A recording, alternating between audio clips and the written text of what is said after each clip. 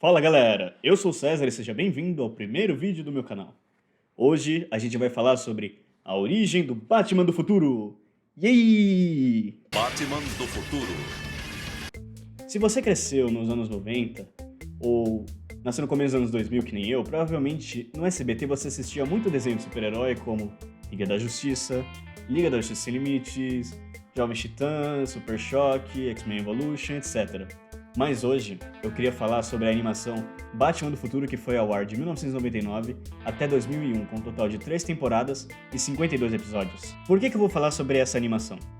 Assim como a nossa querida Arlequina, que começou com a sua primeira aparição num episódio do Batman dos anos 90, chamado de Batman The Animated Series, e só depois de atingir tanta fama, ela foi para os quadrinhos, o Terry McGinnis, que é o Batman do futuro, segue essa mesma linha de raciocínio, com uma diferença de que ao invés de um episódio só, ele ganhou um show inteiro pra ele. Infelizmente, a série foi cancelada e seu episódio final nunca foi ao ar. Mas para os fãs, Terry McGinnis também conseguiu sua própria série em quadrinhos, no reboot chamado de Novos 52. Já que a animação surgiu primeiro, eu vou seguir essa animação e sua história para poder explicar para vocês a origem do personagem. Eu assisti o primeiro episódio, e como ele é meio longo e tem uns plot twists que eu não vou querer spoiler para vocês, eu vou resumir e tentar focar mais no Terry em si. Como é que eu posso explicar o Terry? Bem, vocês conhecem o Jason Todd, sabe? O segundo Robin, aquele que o Coringa matou com o pé de cabra, o capuz vermelho? Então, como é que o Batman conheceu ele? O Jason Todd estava roubando os pneus do Batmóvel. E eu não entendi muito bem. É como se o Batman tivesse uma lista de pré-requisitos para se tornar um Robin. Você tem que ser órfão e tem que ter até 14 anos. Fora isso, tudo tá valendo. Até ladrão pode virar Robin, velho. Meu Deus. Por que o Terry McGinnis segue essa mesma linha de raciocínio? É simples. Ele não é o tipo de personagem que você diria que um Capitão América, por exemplo. Ele não é um modelo de personagem. Ele sempre se metia em encrenca. Aos 14 anos, ele foi pego roubando uma loja. E ele se metia muito com gangues. E gangues não é algo muito legal. Mas a série em si se passa quando o Terry tem já os seus 16 anos. Acelerando um pouquinho, a gente vê o Terry numa briga com a gangue Coringas. Isso, Coringas. Porque eles são adoradores do Coringa. Acho que ficou meio óbvio essa. Mas sério, podiam ter pensado num nome melhor, né? Nessa luta, o Terry acaba roubando uma das motos dele porque ele tá em menor número. Então ele acha melhor fugir. E ele vai convenientemente em direção à mansão Wayne. Lá ele é encurralado. Quando tudo parecia perdido, eis que aparece quem? Bruce Wayne. A gente sabe que o Bruce Wayne, ele tá velho, por isso ele não pode mais ser o Batman. Só que com uma bengala, ele conseguiu derrotar a gangue inteira. E a gangue tava tipo de moto e com umas armas e umas correntes. E você pensa, mano, se o Batman consegue derrotar uma gangue, por que ele parou de ser o Batman? O Bruce quase desmaia no chão de dor. A razão é uma doença no coração. Por isso que ele deixou de ser o Batman. O coração dele não permite que ele atue mais como antigamente. Então ele teve que deixar o legado do Batman de lado. De volta à mansão Wayne, o Terry já tinha dado o remédio pro Bruce, então ele meio que adormeceu. Nisso, antes do Terry ir embora, ele acha um morcego, outra referência. Esse morcego tá onde? Naquele relógio de modelo antigo, famoso relógio que aparece em animações e live actions famosos do Batman. O relógio que dá acesso à Batcaverna. Curiosidade que provavelmente não muita gente deve saber, mas para você acessar a Batcaverna, o relógio tem que estar na hora exata que os pais do Bruce morreram. Meio bizarro isso aí. Mas é nisso que fica um pouco estranho no roteiro em si. Porque assim que o Terry chega perto do relógio, ele vê um morcego dentro. E ele ajuda o morcego a sair. Só que nisso a passagem meio que se abre. Aqui, tipo, tudo bem o morcego tá preso. Eu não preciso de uma explicação de como ele ficou preso. Só que, como a passagem se abriu, tipo, se o horário já tivesse certo, então a passagem tecnicamente não devia já estar aberta. Assim que o Terry desce a escadaria, ele descobre o segredo do Batman e o Bruce acorda e expulsa ele da mansão. Sem saber o que fazer, o Terry só vai pra casa e é aí que o nosso personagem muda completamente. O pai dele foi assassinado pela gangue dos Coringas. Tá tudo pichado na parede, igual o Coringa fazia, sabe? Colocava os hahás, é a mesma coisa, só que tá escrito Coringas. Nisso, que ele tá cheio de raiva, eu acho que vocês vão entender. Se vocês assistiram a trilogia do Sam Raimi, o primeiro filme do Homem-Aranha, segue essa mesma linha. Quando o time é assassinado, o Peter faz um traje, ele vai atrás do vilão, e chegando lá ele não mata. Vocês sabem, né? É o clichê de todo super-herói. Você não pode matar. Ele vai chegar lá, o Peter, no filme, quando ele encontra o cara, ele fica possesso pela raiva, mas ele não mata o cara. Ele deixa ele preso para os policiais cuidarem disso. E o Terry meio que, alerta de spoiler, né? Vai seguir essa mesma linha de raciocínio, não tinha como ser diferente. Só que diferente do Peter, o Peter criou o próprio traje dele. O Terry, como vocês já devem esperar, ele foi na Batcaverna e roubou o traje do Batman do futuro. Só que assim, vocês estão entendendo que ele não tem treinamento, né? Não tem, ele é uma pessoa comum.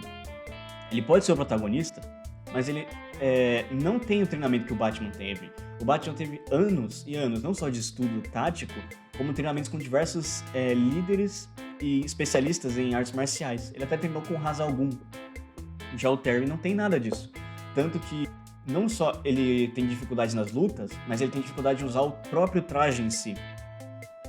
Nisso, o Bruce, ele vira meio que o cara da cadeira, sabe? Tipo, o Ned, na nova trilogia do Homem-Aranha. Tem isso em toda série, filme de super-herói. O cara da cadeira é um inteligente que não consegue te ajudar numa luta, mas ele é inteligente o suficiente pra te dar informações, hackear quando precisa, sabe? Esse tipo de pessoa. Como o Bruce não pode mais ser o Batman, ele resolve ser o cara da cadeira do Terry, porque mesmo ele não concordando com o Terry levando o traje, se ele não ajudar, o Terry morre. Eu vou meio que encurtar, mas basicamente eles trabalham juntos, conseguem derrotar o vilão principal. Obviamente o Terry não mata ele, porque não é isso que o herói faz. O Bruce fica tão impressionado que deixa ele continuar com o traje, mas ele vai ter que treinar com o Bruce todos os dias, e é claro, se ele quiser. Obviamente, o Terry concorda e ele se torna o novo Batman, porque nas palavras do próprio Bruce Wayne, Gotham precisa de um Batman.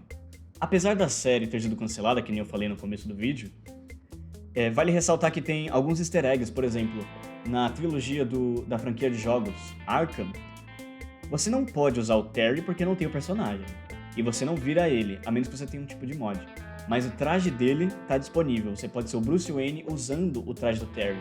Aí isso é bem legal, porque você consegue ver como seria se o Batman do futuro fosse o Bruce Wayne. Além disso, o personagem do Terry já apareceu em crossovers com diversos outros desenhos, como Liga da Justiça Sem Limites, Super Choque, Projeto Zeta também. Esse é muito interessante, esse episódio. E se isso já não fosse o bastante, ele ainda ganhou o seu próprio filme, intitulado de Batman do Futuro, O Retorno do Coringa. Eu não vou dar um spoiler pra vocês, mas basicamente o Coringa utiliza um chip, os capangas, né, do Coringa utilizam um chip pra colocar bem aqui atrás, no Tim Drake, que é o terceiro Robin, e o Tim Drake já tá meio velho, né? Eles colocam nele e o Coringa assume o controle do corpo dele, porque o Coringa, se eu não me engano, ele tá morto já no futuro. Eu sei que eu já expliquei a origem do personagem, mas eu ainda tenho mais uma coisa que eu queria falar pra vocês. O episódio final que não foi ao ar é intitulado Epílogo, e eu sei que eu falei que ele meio que não foi ao ar, mas ele meio que foi. É tipo assim, quando a série foi cancelada, obviamente, ele não foi ao ar.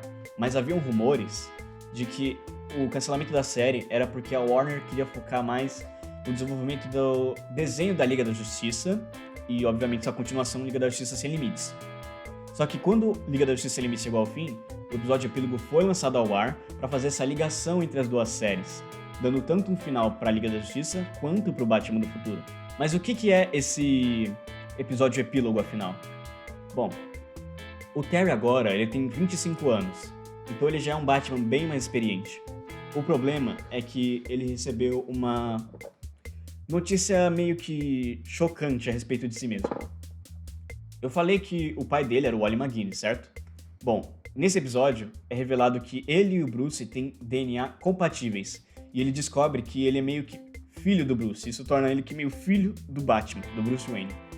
Quero dizer que acabo de descobrir que o Wally McGuinness não é meu pai! Você é! E ele sabia que o Bruce sabia disso. Então ele confronta ele e eles têm uma discussão.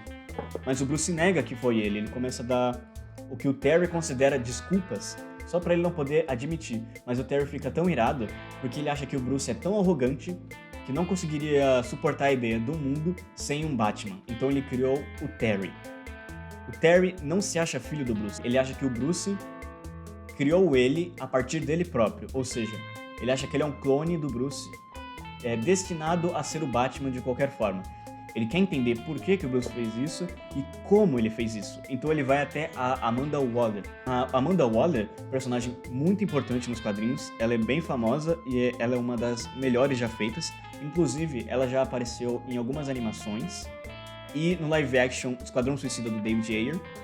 E também a Viola Davis vai reprisar o papel de Amanda Waller no Esquadrão Suicida do James Gunn, que ainda vai sair. Ele vai até ela, ele começa a desabafar, ele fala que ele teve a discussão com o Bruce, explica sobre ele ser um clone. Então a Amanda Waller explica que não foi o Bruce que fez isso, mas sim ela. Ela que criou o projeto Batman no futuro. Basicamente, a Amanda Waller tinha a mesma visão do Bruce Wayne, que era: o mundo precisa de um Batman. Em todos os anos de carreira, ela nunca conheceu ninguém tão excepcional quanto o Batman. Então ela decidiu que criar o seu próprio Batman seria a melhor opção. Então ela iniciou o projeto Batman do futuro. No que se consiste o projeto?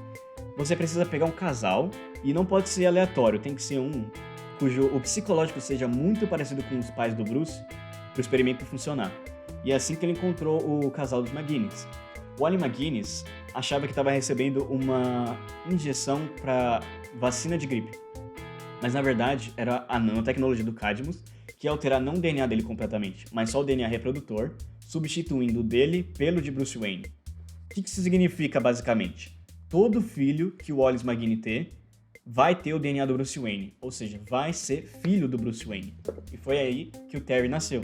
Amanda Waller explica que esse processo de criar o próximo Batman não depende só do DNA, não é só genético. Ela precisava fazer o mesmo processo psicológico, precisava recriar a experiência do Batman. Então ela contrata a assassina fantasma, detalhe, esse é um easter egg para a assassina do filme Batman e a Vingança do Fantasma, se eu não me engano, onde ela teria que assassinar os pais do Wallace quando eles saíssem do cinema, exatamente como aconteceu com o Bruce. Assim ele ia recriar a mesma experiência que o Bruce teve quando criança para garantir que o Batman renascesse. O problema é que ela não consegue, ela acha que a Waller tá indo muito longe. E ela fala isso pra Waller, e a Waller resolve abandonar o projeto Batman no futuro. Mas como vocês sabem, no primeiro episódio, o pai do Terry acaba morrendo de qualquer jeito. E o Terry, inevitavelmente, vira o Batman. Nessa hora, a Amanda Waller dá um discurso que se o Terry quiser uma vida melhor, que é do Bruce, ele deve cuidar muito das pessoas que ele ama, ou seja, ele não precisa seguir esse caminho. Ela diz pra ele: você pode não ter o cérebro magnífico do Bruce, mas você tem um bom coração. Você não é clone do Bruce, você é filho dele, e você não precisa seguir os passos dele, você pode seguir a sua vida do seu jeito. E essa é uma mensagem muito boa, que inclusive termina com o Terry pedindo a namorada dele em casamento, o que já mostra um diferencial muito grande do Batman. E no final eles se reconciliam, onde a gente tem essa reconciliação entre o Bruce e o Terry, onde ele finalmente aceita que o Bruce é o seu pai, e ele diz que não tem problema, toda vez que o Bruce precisar de um Batman, o Terry vai estar lá, ele sempre vai ser o defensor de Gotham. E com isso, a história do Batman do futuro se encerra. Se você gostou, deixa o like, se não, dá dislike. Compartilha, se inscreve no canal, porque daqui pra frente vai ter mais vídeos. Me segue no Instagram, o link deve estar aí na descrição. Comenta aí embaixo que tipo de vídeo você quer que eu faça, sugestões, se você quer a origem de um outro herói. É isso, galera. Fui!